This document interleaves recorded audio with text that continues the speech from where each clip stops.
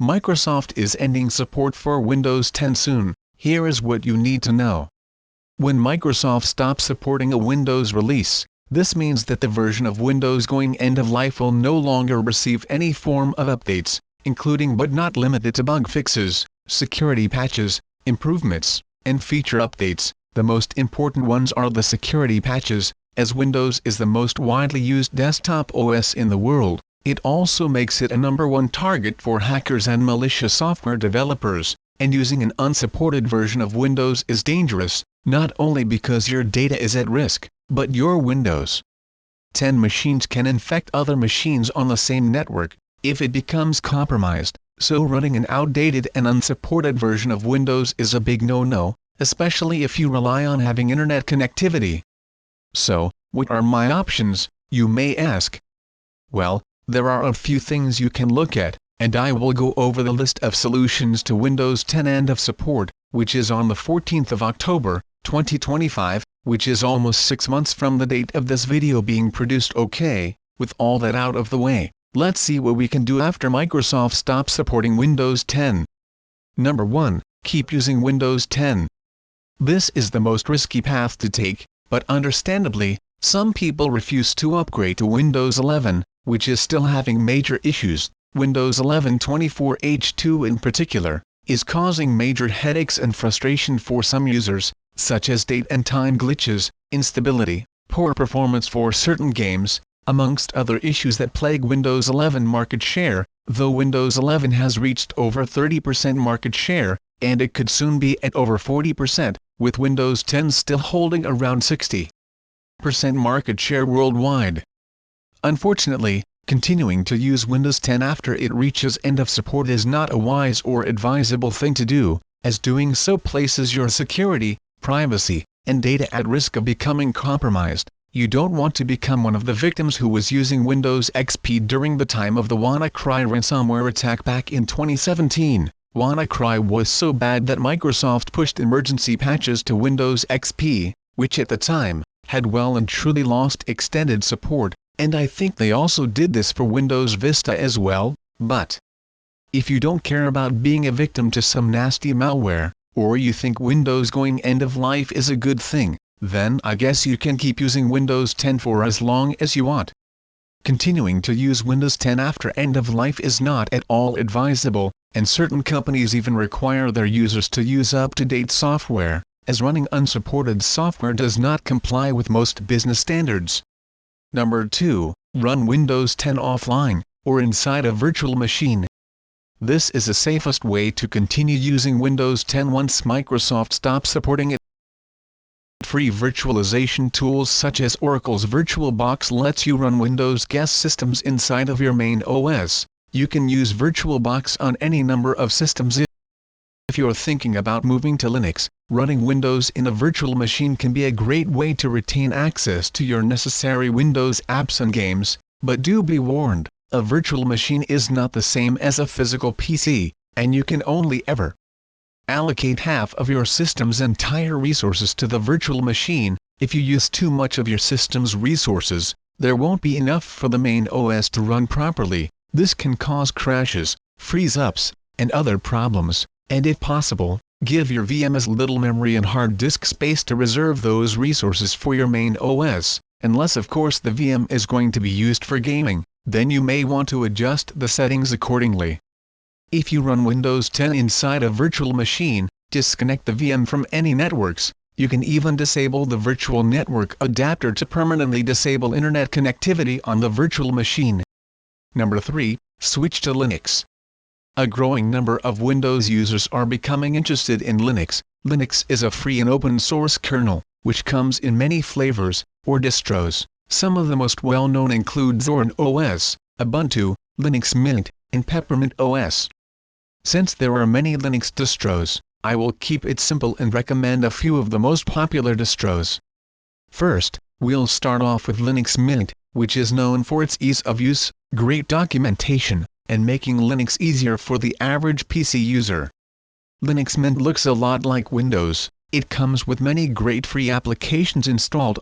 Linux Mint is stable, fast, reliable, and up to date, and there are 3 editions to choose from: Cinnamon, Marte, and XFCE. There is also Linux Mint Debian Edition, which is based on Debian Linux instead of Ubuntu, though Ubuntu itself is based on Debian. The Marte and XFCE editions are better suited towards older and less powerful machines, while Cinnamon can run on anything that's 10 years or younger should run Linux Mint Cinnamon Edition just fine.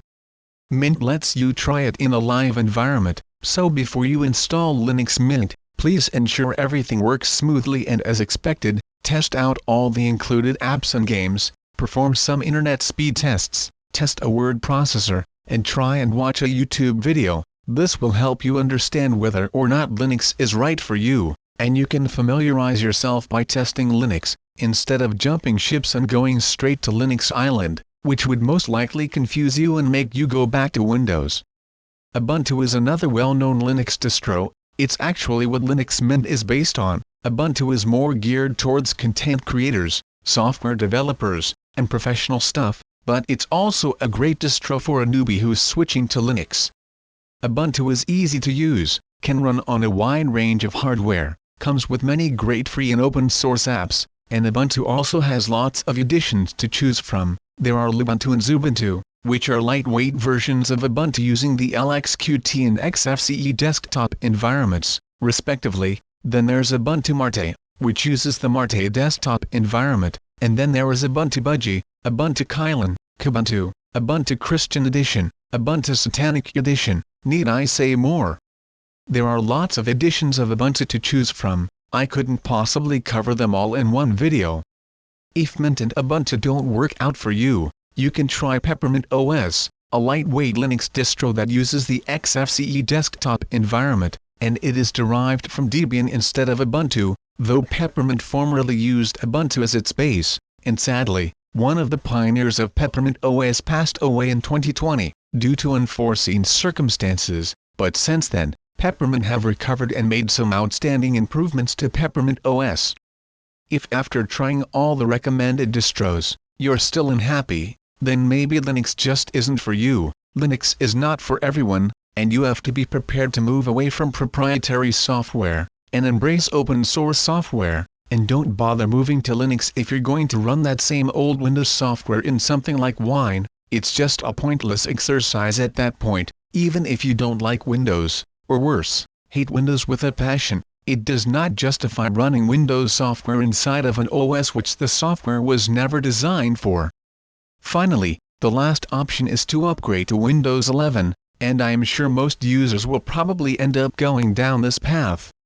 While it may also be the most expensive, unless you consider paying for Microsoft's Windows 10 Extended Support program, then your only other option is to upgrade to Windows 11, and honestly, despite all the negative connotations Windows 11 has gotten over the years, Windows 11 really is not all that bad. I mean, you had Windows Vista, which was, without a doubt, way worse than Windows 11 was in its early days. Windows Millennium Edition was also worse, and sure, unusually high system requirements, forcing artificial intelligence down our throats, and making us pay to use Windows is not at all what I would consider respecting the user's choices and preferences, but you have to remember that Microsoft bought the PC market a long time ago, in a galaxy far away, and Linux was never designed for mainstream use. Linux was always there to be used in servers, workstations, supercomputers, and devices which are not seen in the mainstream markets,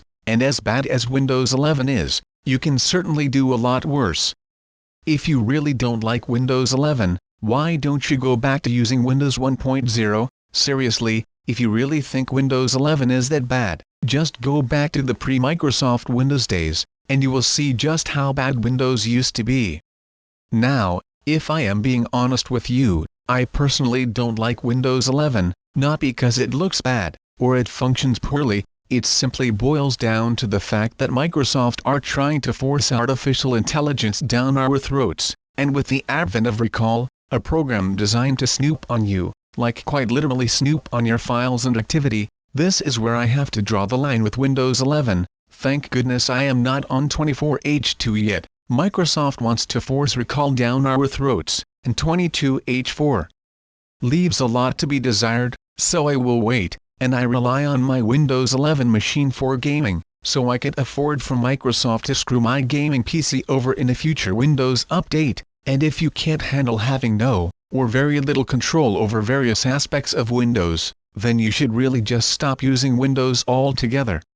No amount of Linux is going to make Windows 11 better, or worse. No amount of switch to Linux will make Windows users switch to Linux. Banning on about how Linux is so much better than Windows isn't going to help bring more people over to Linux. If anything, it's likely to push people away from Linux, because the Windows users will be like, those toxic Linux users are forcing us to use something we don't even know about, and for 99% of PC users, Linux is not something they care about, want to learn about, or even know about.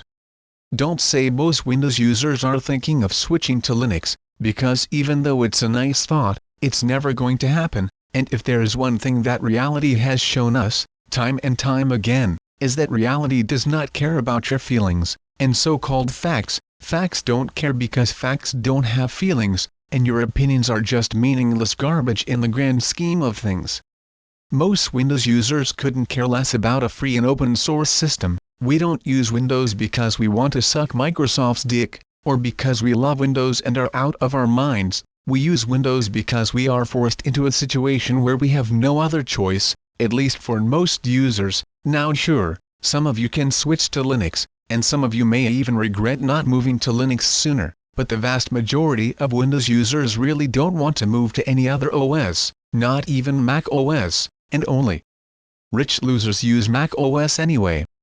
So, there are your options. I hope this helps Windows 10 users plan their upgrades. As Windows 10 end of support is coming fairly soon, you will need to seriously start considering your options, and if Linux is something that interests you, go for it. There is nothing stopping you from learning a new OS, and if you really need Windows 10, I highly recommend running Windows inside of Linux, using VirtualBox, and you disconnect the Windows 10 VM from the internet, as to reduce your chances of becoming infected with nasty malware. You can also upgrade to Windows 11 the unofficial way, but be warned, Microsoft will possibly block your ability to install Windows 11 on unsupported hardware, and they could cut support for those unsupported machines at any time, so just be mindful of this if you do decide to upgrade to Windows 11 the unofficial way. Please like, share, comment, and subscribe.